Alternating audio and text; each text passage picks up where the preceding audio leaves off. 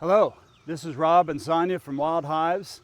We've had a lot of questions recently about how to add frames to your Layens hives. So we just wanted to go over the process a little quickly of how we add frames.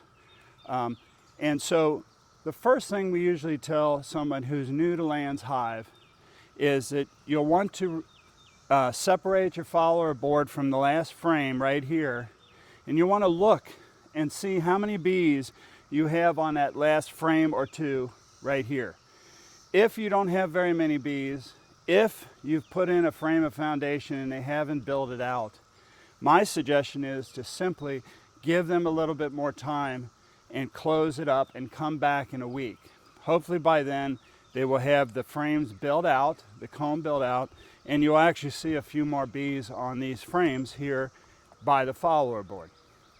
And then if you have comb here that's been built out, before they fill it all up, they'll probably have a little bit of nectar in it, but before they fill it all up, what I usually do is I go through, I find out where the brood nest is, and it's usually here somewhere. It's usually 2 or 3 from the entrance and 2 or 3 from the follower board.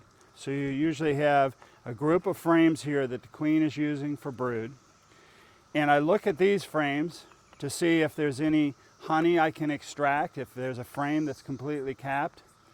One thing I want to mention right now is that if you don't go through your frames every once in a while, every couple weeks, this frame right next to the entrance, right next to the sidewall, they will sometimes build bridging comb from the sidewall to the outside of this frame. Every once in a while you need to separate this frame and make sure that comb isn't being built there.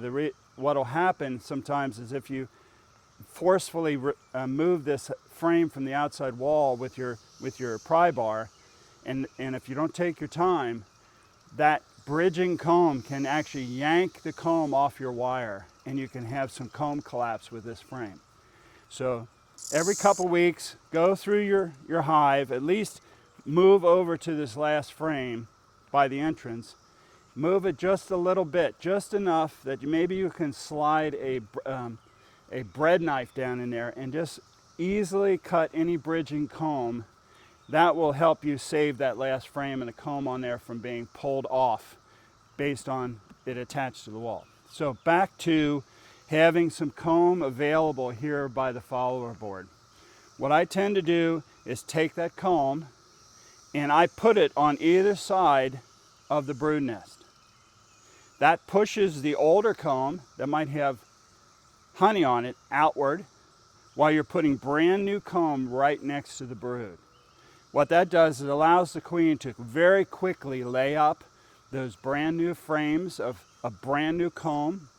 Wonderful place for her to put her new eggs, and allows that queen to build out the brood area and widen it as much as possible, moving your older frames out, allowing you to take them out when you want to, and it allows the colony to increase in size quicker that way, so she's not restrained.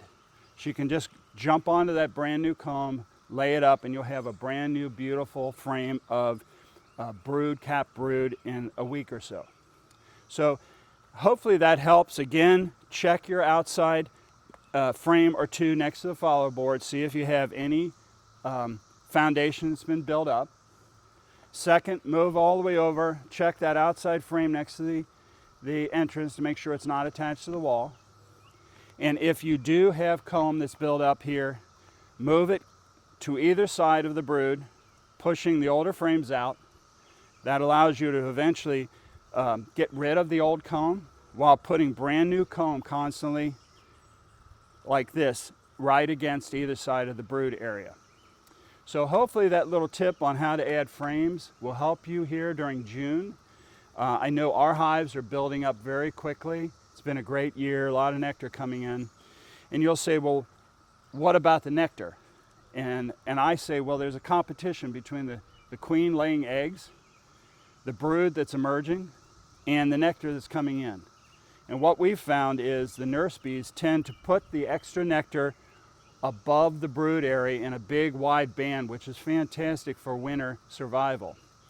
and it allows the brood to expand wider, giving you many, many more bees. And you may start seeing more bees on the front because of that. But that, again, is fantastic for the winter. You have a great big colony to work with as you go into the winter. So hopefully this has been helpful. Again, this is Rob and Son from Wild Hives.